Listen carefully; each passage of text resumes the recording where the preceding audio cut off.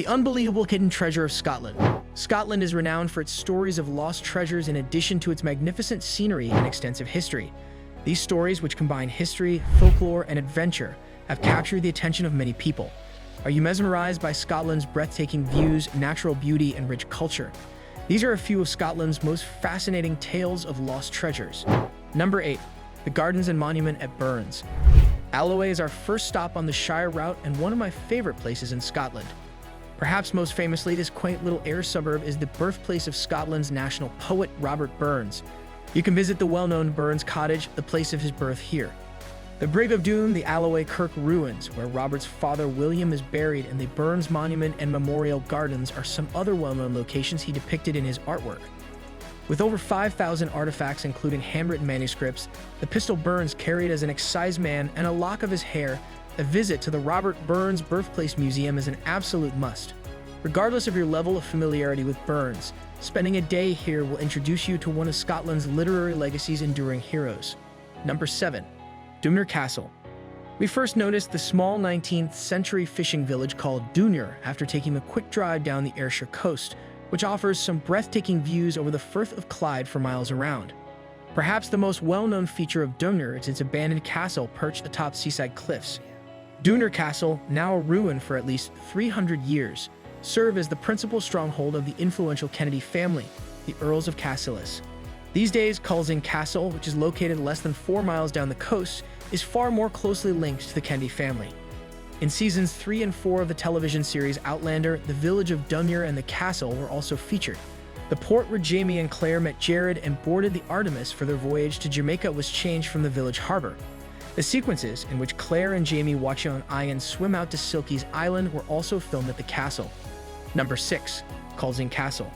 We continued down the coast along the app route to our final destination of the day, Culzean Castle.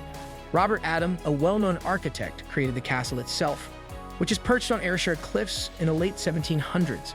There are guided tours of the castle, which is crammed with artifacts that tell the tales of the people who called it home. President Eisenhower also has a close connection to the castle because of the top-floor apartment that was given to him as a lifetime gift for his service in World War II. The castle and its exquisite gardens could be explored in a single day.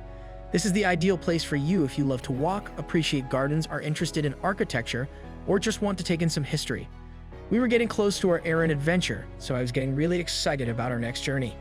While I think all the Scottish islands are wonderful, Arran is my personal favorite. Often referred to as Scotland in miniature, the island's north is characterized by rugged terrain and is home to the massive Goatfell Mountain, while the south is primarily flat and used for agriculture, mirroring the topography of Scotland. Finding a place to stay for the night was my first task upon arriving on the island.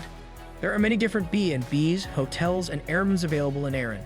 I made the decision to spend the night in an airroom in Brodick, which was close to the neighborhood stores where I could get supplies for the next day. The accommodations were cozy, and there were lovely views to enjoy. I couldn't have asked for anything more. The following day, I prepared myself for an amazing day hike up Goatfell, the most famous peak on Arran. For those who enjoy being outside, the Coig app also offers this walk. Number 5. Goatfell. My first task on arriving on the island was to find a place to stay for the night. Arran offers a wide variety of hotels, B&Bs, and airrooms. I decided to spend the night in a Brodick airroom because it was near the local shops where I could buy supplies for the following day.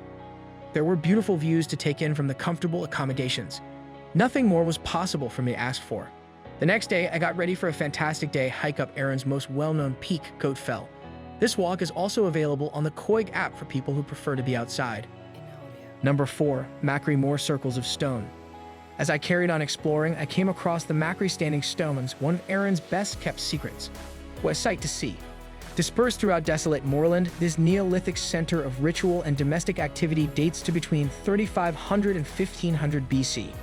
Although Scotland is home to many standing stones, I think this particular group of stones is the most stunning because it is situated on open moorland with sheep all around and the Arran mountain ranges in the distance. There are frequent reports of bright lights in this region of Arran during the night, and people from all over the world are drawn to them not only because of their age but also because of how mysterious they are to many.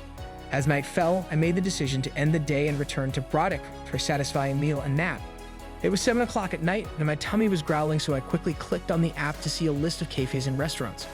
Having burned all 4,000 calories from my adventures today, I thought I deserved a nice pizza.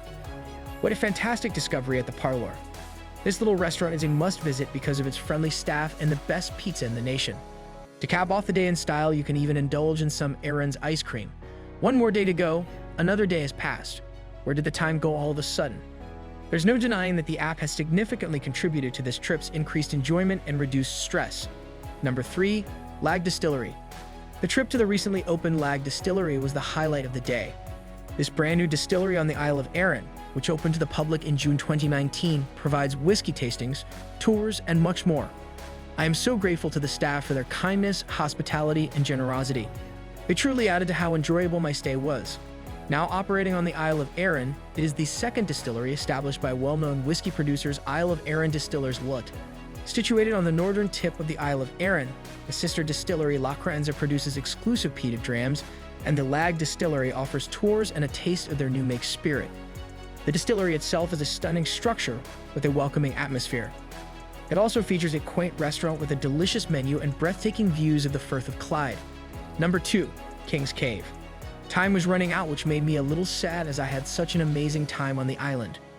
One more stop before we headed home had to be the King's Caves, a place I had never been to for over 10 years.